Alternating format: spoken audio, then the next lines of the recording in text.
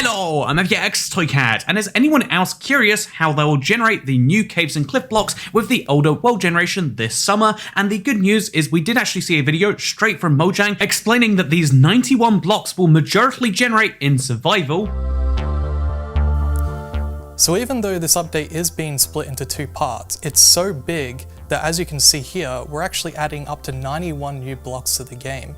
And most of these will actually generate in the game as well. They're not just added to the creative inventory. There are still some significant changes to the caves in part 1. In the new caves, we will have pointed dripstone and dripstone blocks generating. We will also see clusters of amethysts generating, as well as glow lichen, who is going to lit up the caves and make them brighter than before. Deep slate is found in the lowest parts of the world next to Bedrock, and you can find deep slate versions of all the ores sometimes generating in them.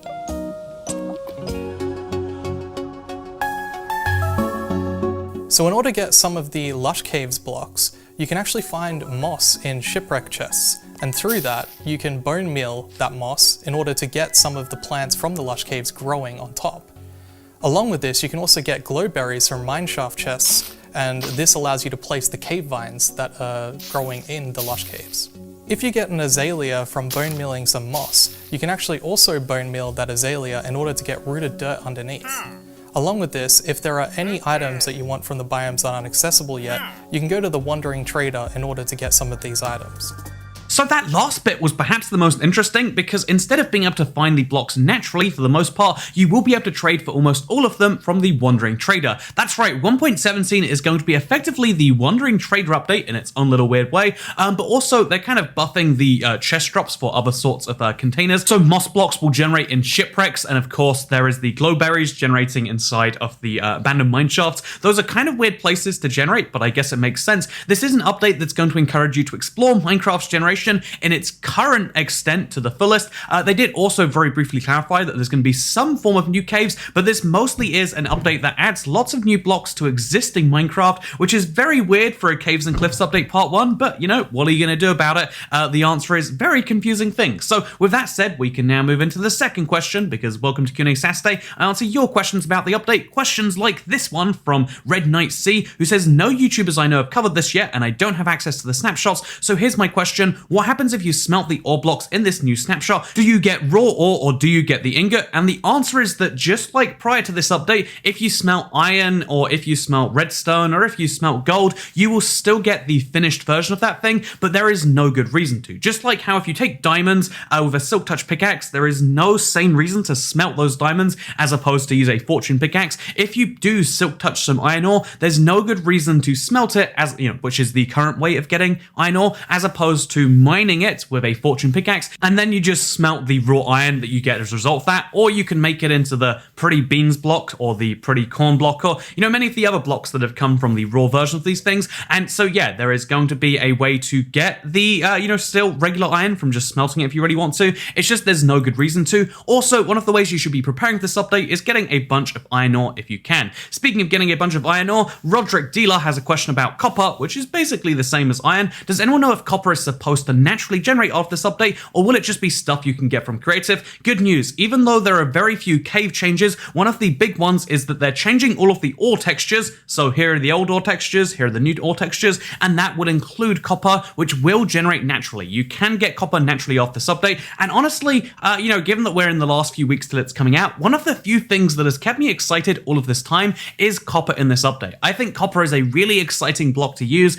You know, having this you know, super greenified copper as a way to signify that it's been aged a long time. I don't know why, there's just something about that mechanic that intrigues me, and yeah, I'm excited to mine. It's one of the few things that like fuels my fire about 1.17 and why I'm excited to play it, and maybe it's something like that for you too. So with that said, let's move into the next question, because you know, I've been posting a lot of YouTube stories. I tend to do that when I travel around because I see things and I want to share them with you. Wow. And one of the comments I had was this one from Sam Pound, who says, wait, did you take this today? Because I'm 90% sure I saw you you walking past me. And it's really interesting because whenever I post any real life video in like a big, built up area, I get comments like this, like, wow, I'm pretty sure I saw you today, Toycat. And they used to freak me out, but it's funny. I started uploading my stories like a day after I took them, and I still get comments like this. This was posted like 2 days after I was actually at that, escalator. It was a very nice escalator, by the way. Wow, someone sure should be reviewing those. But it's funny because I think what it is like, you know what? Lots of people look very similar. We like to believe everyone looks super unique, but there's billions of humans, and some of those people are going to look like me, and you're going to run into those people, and you know what? Say, hi, are you IBX Toycat? And when that person says, no, I'm not, just believe it's me, pretending not to know you, and then you can say you met a person on the internet, although I don't know why you'd want to meet the guy who talks about over OWO's questions. Why don't they just delay the entire Caves and Cliffs update? 12 likes, 2 replies. This is a common question. And honestly, I do believe that the better thing to do in terms of the content, perspective would be to combine them together. The generation doesn't mean much about the new blocks, and the new blocks don't mean much about the generation and a way to naturally find them. I mean, it was annoying enough trying to find bamboo without bamboo forests. Now imagine trying to find every single block but without it. I think, as a community, we're going to be able to work together and find, all of the blocks, and, you find the moss blocks in the shipwrecks, then you bone mill them, then from the bone mill you get everything. It's something we'll be able to do, but also it just makes you question, why wouldn't you just delay it? And I think there is honestly one big reason. For whatever, financial incentive, whatever, as a company, they need to release something this summer. They said they're releasing something in summer of 2021. They've already been pretty bad with deadlines as it is, and so they figured, it probably makes a worse gameplay experience, but we can technically meet a deadline, which I'm sure has some incentive structure in the management at Mojang, showing that they can get stuff done on time. Except, are you really getting the update done on time if you strip out half the features? As a community, we know the answer is no, but I'm sure whatever bonus structure, whoever in the management is working out from, is well, actually, we still released a Caves and Cliffs update, so we're still doing right on track with our targets. Anyway, so with that said, let's move to the next question, because Noah Fawley just doesn't understand what is it with Toycat and Big Salmon. And you know what? I will explain this simply in 2 words. The salmon is bigger on Bedrock. That was a lot more than 2 words, wasn't it? Anyway, so no, I actually want to explain this one. Big Salmon is very cute. It's very funny, and we make jokes about it all the time. But why do I? What is the point of that? I mean, it is just a bigger salmon. By the way, if you don't know, Bedrock has 3 salmon sizes, whereas Java just has 1, which means on Bedrock you can find both small salmon, regular sized salmon, and big salmon, as opposed to Java's just regular sized salmon. And the reason this comes up is because for some reason the Minecraft community, there are certain people who are super agitated. They're like, no, Java version's the best one. And as a Bedrock YouTuber, one of the fewer ones, it seems as though lots of people direct this confusion and hatred at me. And rather than me being like, oh yeah, you can play whatever you want and it's fine. And that is the correct attitude to have. Play whatever version of Minecraft you want, and it doesn't really matter as long as you're having fun. That the 1.17 is coming out on both platforms at the same time. It really doesn't matter which Minecraft you play, except actually, that's not the best way to tell people to shut up. I think if you tell people to shut up by being like, yeah, man, we can do whatever you want, then people don't respond to that the correct way. But if you say instead, oh, you think Java's better because of, I don't know, mods, or one of the many,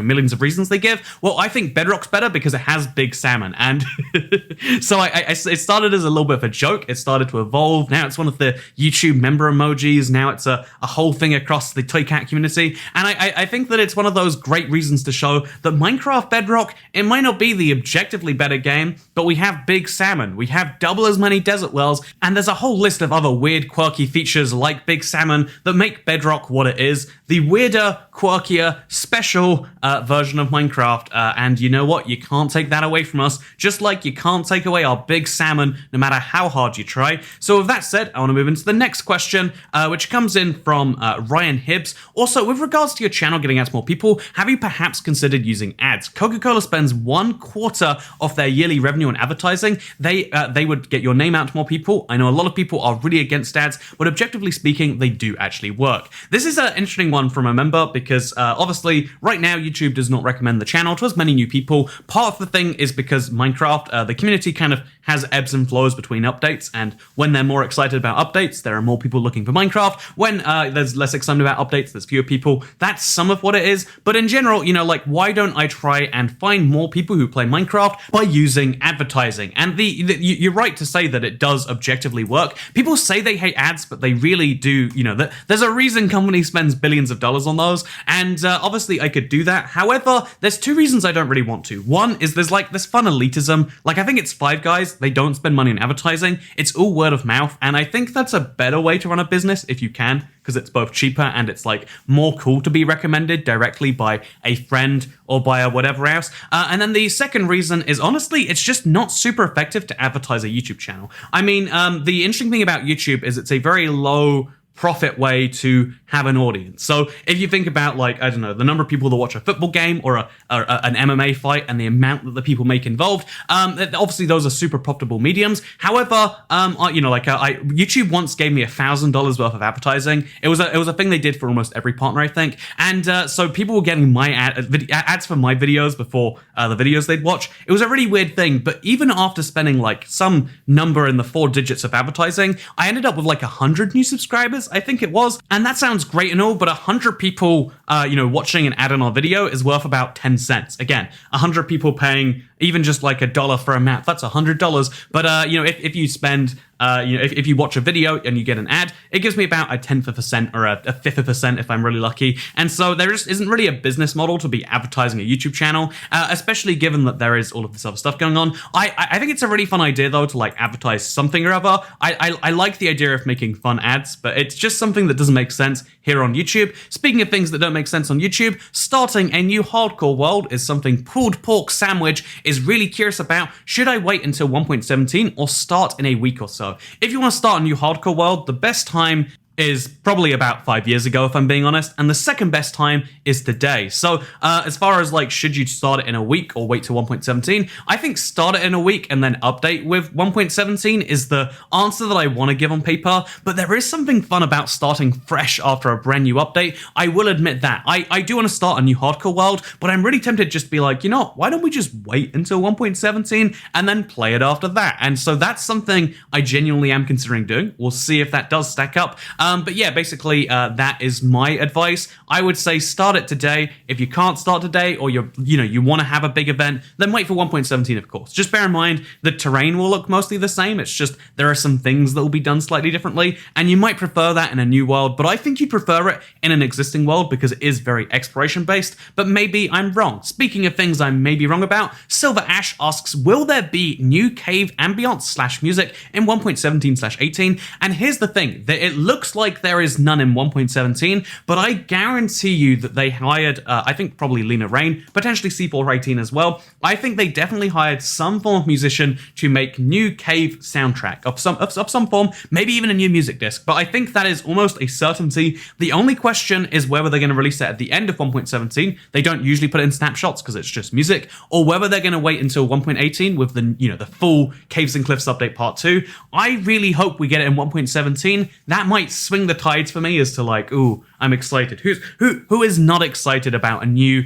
Minecraft soundtrack, especially after the last music disc we got in the game being the most legendary one, Lena Rain's Pig Step. Can we do better than that? I think maybe. I think one of the saving graces of the Cave update could be some great new music. And honestly, actually, one of the things I've been thinking about this last week is the Cave update is getting close. The 1.17 part of it is getting closer and closer and closer. And I'm trying to work out what I think personally the positive of it all are. Because this is definitely just a negative situation to be in, right? Like the way this was handled from the beginning, the way this was communicated with us seems to have just been terribly misdone. And that sucks. It sucks that people at Mojang basically have one big job every year, and that's to release a killer update that excites the community, and somehow despite all of the other years already doing it kind of questionably with delays, now they have this grand slam of an update and they kind of are messing that one up as well. But I think that the end goal of having new content is going to be an interesting one, and this will be a interesting peek as to like, oh yeah, how do we play around with content that is kind of hidden within the game itself? I don't know for sure, but my intention is to give you the best survival aspect of this update. It's a very creative focused update, but I want to show you the best that you can do in survival, and so in the next in the coming weeks. I look forward to talking about what I care about and what I'm excited about in 1.17, and I'm also considering starting a hardcore world after it comes out. Let me know if you think that's a fun idea. Obviously, it's Bedrock, so the hardcore is kind of unenforceable, but that's the beauty. We could stream the entire thing, and that would be a lot of fun, I think. Speaking of things that are a lot of fun, you watching this video, thank you for showing up. I hope you all enjoyed. Just remember that greater than 99% of house fires happen to people who aren't subscribed to the channel, and also remember to have a good day, because I think the reason you're not having a good day is because you're forgetting, and thank you for watching. I'll see you all next time. Goodbye. Oh, I'm going out to rural New Jersey, so if you think you see me in some town of 3,000 people this next week, you'll know exactly that it must be me, or someone who looks suspiciously like me who's pretending not to be me. It's impossible to say, but yeah, I'll see you all next time. Bye.